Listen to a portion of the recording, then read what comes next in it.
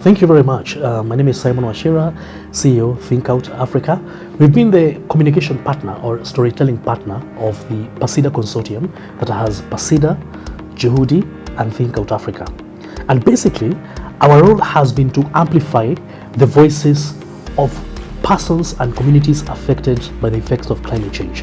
When we started this, it wasn't very easy because around that time, Marsabit was experiencing what was termed by experts as the worst drought in 40 years. So it meant that we really also, over and above profiling the project, we also had to tell the world that there were so many communities affected here and they needed support. So we had a dual role. This project is funded under the Voices for Just Climate Action through our partner HIVOS. The project is coming to an end by 30th June 2025. On Friday 27th, we shall be having a closure meeting for the project, bringing to a close the 4-year implementation phase that has been under the Voices for Just Climate Action. We had invited members of the WCCPs that we've been working with. We've invited the county government of Marsabit.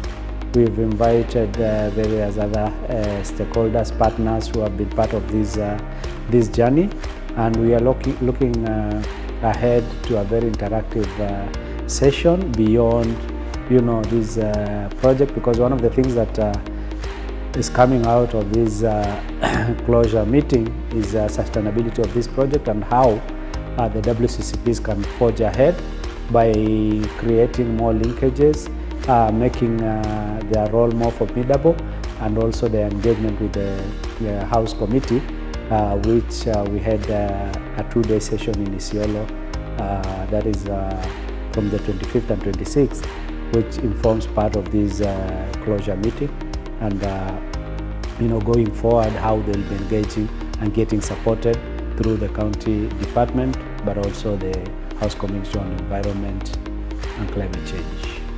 Actually, it is mentoring even our committees, and we as MCS, we really appreciate. Nowadays, we are coming up with maybe another substitute beside livestock. Like for example, farmings. We are doing farmings, Maybe actually we are pushing even the county government to bring the mega project like very big dam, because there is a lot of problems which is coming up, like maybe the rains, when it comes, it's a lot of too much rains, maybe too much drought, all these things. So these committees actually, they have a lot of impact to our community, at the same time to us as a leader. So in fact, in my ward, if I refer to in my ward, the chair from the Chorbi ward, most of the time he calls and asks in the budget, what have you put for us? What is there? What needs to be done? Maybe like desilting the dams, maybe changing of the breeds, maybe the seedlings, all these. Actually, these committees of climate of world climate change, they have to come in front of MCS, the Committee of Water and Climate Change, to come and express themselves, to come and explain to us what they have, what they want, the challenges that they are getting outside there, So we are, today, in fact, we are getting a lot of information that we already passed the information to them, that in case of any challenges that they are getting from the wards, so they have to just consult me through the chair. And I give them the chance to the another committees so that they come and express themselves that challenge maybe they get, so that we're going to help them. Mimi nimefika Isiolo kwa usaidizi wa Juhudi, Mashinani, PACIDA, Thinkout Africa. Mimi kama World Climate Change Committee, kitu ya kwanza nimefurahi sana baada ya kupata mafunzo kutoka ya hao wafadhili nimewataja. Juu tulikuwa tunajua hatujui kama kuna climate change, lakini baada ya kupata mafunzo tulijua kweli climate change inatuumiza. Kuwa tunakuta watu wanachoma makata gune 20 na tuulize ni kwa nini, hatuoni kama kuna uharibifu. watu wana harvest sand, umeweka kwa malori, wanaenda nayo tushughuliki. Lakini baada tumepigwa na hiyo janga ya climate change, tuliona kumbe sisi tunaumia na sisi ndio wenye kujiumiza. Tulifaulu baada ya kupata mafunzo, tuliweza kuzuia kila kukata miti, kuchoma makaa, kuharvest hiyo sand. Maji water level ilikuwa chini, lakini baada sisi watu wa climate change tumepata mafunzo, hata maji yetu ile river ilikuwa imedry, inatiririka. Saizi at least tuko mahali na watu wetu hawako wanaamini, but baada sisi tumeenda tu awareness hapo kwa Manyata, kwa villages tofauti, walijua kweli climate change ni real. Saizi hata tukiambia kuna mvua, kuna flood, mtatoka mahali kama hii, muhame mahali kama hii, wanatuitikia kwa sababu wamepigwa na hiyo janga na wameitikia. Nimefurahi sana kwanza kukutanishwa na MCAs kwa sababu ilikuwa kazi ngumu sana kupata hawa. Kama climate change, tukiweka appointment, tukisema tunataka kutana na Mca-Ward yetu either kwa BC ama tukipata yeye siku ile anatutaka maybe hatuko, ilikuwa ni changamoto. Lakini tumefurahi sana jana kukutanishwa na hawa. Tumerudishia Thinkout na PACIDA shukrani kubwa sana kwa kutanisha na sisi. Vile tumekutana na hawa tumefurahi sana. Kuna mambo ilikuwa natusumbua hapa na pale, na tulikuwa tunasema ni lini tutakutana tutaongea na hawa MCAs. Jambo kama 2% ile tulikuwa tumetengewa watu wa World Climate Change hatukuona. Tuliuliza na tuliridhika kwa sababu alituambia kweli hiyo 2% ilikuwa, lakini kuna vile watatatua na kuna pesa kiasi watatenga kwa hii public participation, wataangalia World Climate Change Committees. Jambo tungewahi saidika kabisa ni kama hiyo kuzuia kuchoma makaa. Hiyo haingezuika kwa sababu hawajui kama inaharibu mazingira, na pia kuharvest hiyo sand hawajui kama inaharibu mazingira, inarudisha level ya maji chini. Kama WCCPC saizi mimi nikiwa hata mtu ya nyumbani nikiambia hii hapa ni mbaya, mkifanya hii inatuletea shida ya janga, wanasema hai, na ni kweli hatuwezi fanya hivyo. Kama sisi tumefunza vile wana prune miti, wana prune ile branches ndio wanatumia, lakini walikuwa wanakata miti live mpaka chini. Saizi wana prune, wamepata mafunzo kwetu. Kama mimi WCCPC saizi mimi hata nikiitwa mkutano ninaweza kwenda kufunza watu mambo na climate change. Juu nimepata mafunzo nyingi sana. Ukweli jana ilikuwa siku muhimu sana kwetu. Tumejifunza mambo mengi na tumeweza kuongea interact na our MCAs, na katika hiyo interactions tumekuja kujua mambo mengi, na yale ambaye tulikuja na maswali mengi na maswali yetu pia yalijibiwa. Swali kubwa ambaye tulikuwa naye ni kuhusu mambo ya Floka Fund. Wengi wetu hatukuwa tunajua ya kwamba hii Floka Fund ilikuwa inafanya kazi gani, lakini department ilitupatia breakdown ya Floka Fund vile ilikuwa imegawiwa katika county. Wakatuambia Floka Fund imekuja mara ya kwanza, na hiyo mara ya kwanza ni ward 10 wamepewa, na ward zingine 10 watapata hii ya mwaka ujao. Yote ilikuwa ni mafunzo kwetu na kwa WCCPCs wote, na wameturidhisha na majibu ambayo walikuwa wametupatia kuhusiana na yale maswali ambayo tuliwauliza.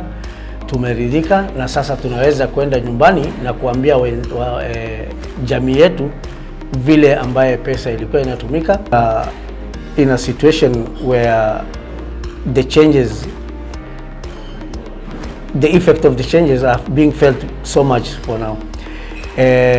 After the rains that we had 2 months ago, it didn't take weeks for the land to dry up again.